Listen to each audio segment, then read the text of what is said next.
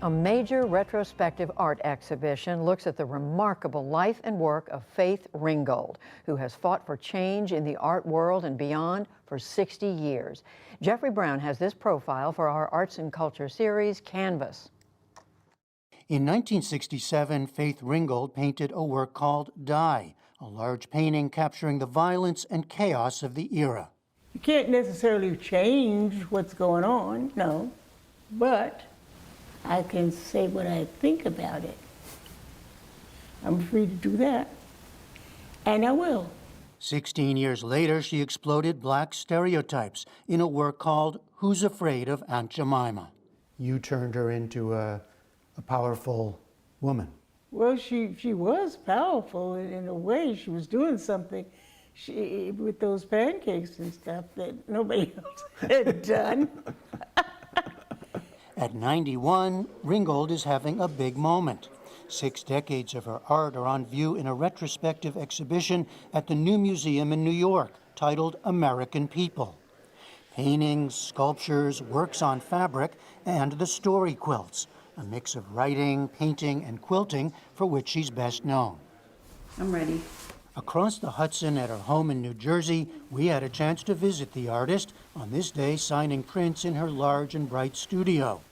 Surrounded by the tools of her trade, archives, posters, and artworks.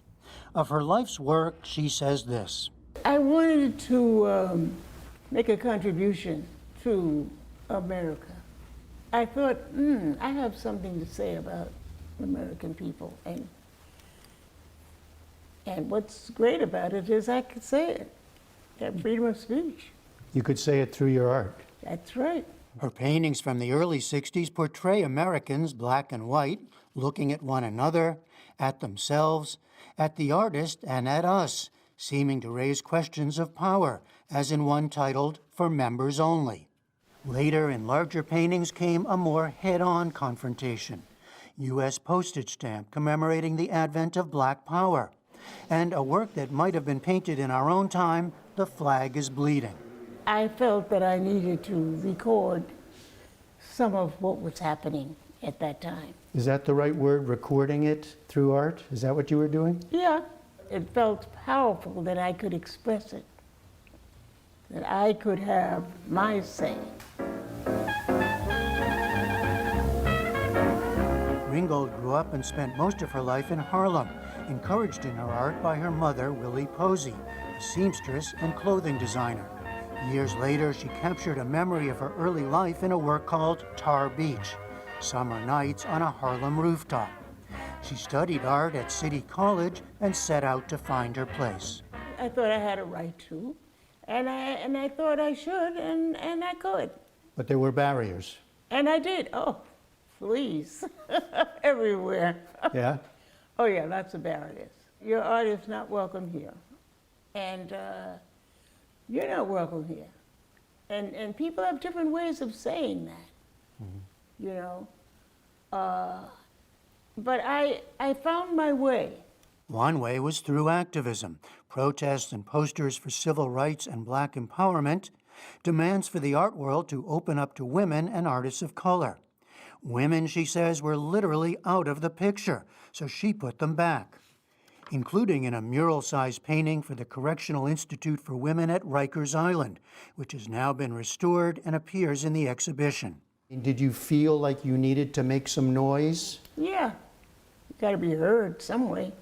Gotta have some courage somewhere for being a woman and for being black, too. I just can't accept rejection on that level. She challenged art trends by using craft techniques like quilting, and art history by adding women and African Americans into the story, as in her 1990 series, The French Collection. A family dancing in the Louvre, a quilting bee amid Van Gogh's Sunflowers at Arles, a Parisian cafe. Well, I was giving myself the freedom to take another look at the possibilities of what life could be.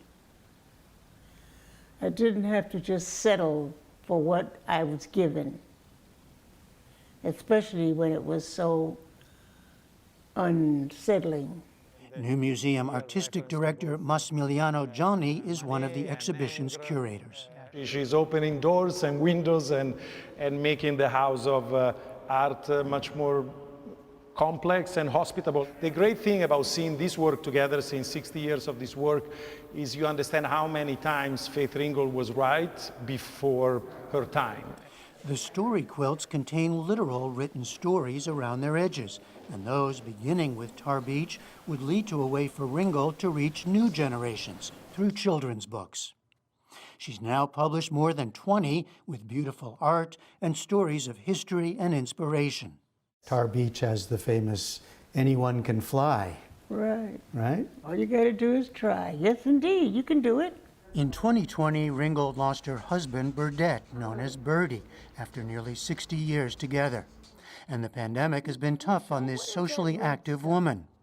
But she continues to be surrounded and supported by two loving daughters, Michelle, a writer and cultural critic, and Barbara, a linguist and educator, both of whom help run Ringgold's Anyone Can Fly Foundation. Ringgold herself is now working on a project about aging, but always in charge, she wasn't ready to show it yet. She was willing to say how she felt seeing her life's work on display. I'm glad I can look at it and not say, wonder why I didn't this and that. I did. You look at it with pride and... I look at it with pride, yes. Because I have a right, as an American, to create the kind of art I want. So why not use that? Faith Ringgold's American People exhibition is at the New Museum in New York through June 5th, and then travels to the DeYoung Museum in San Francisco. For the PBS NewsHour, I'm Jeffrey Brown in New York. Just wonderful to look at all of that art. Thank you, Jeff Brown, and thank you, Faith Ringgold.